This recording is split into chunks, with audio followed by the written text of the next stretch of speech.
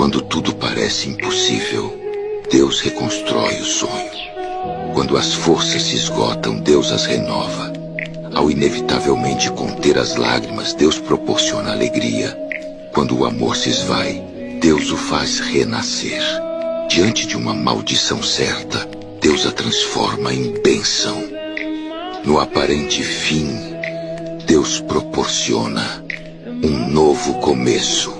Quando a aflição persiste, Deus nos envolve com paz. Em momentos em que se torna impossível levantar, Deus torna isso possível. Quando as palavras faltam, Deus compreende o que queremos dizer. Enquanto tudo parece se fechar, Deus abre uma nova porta.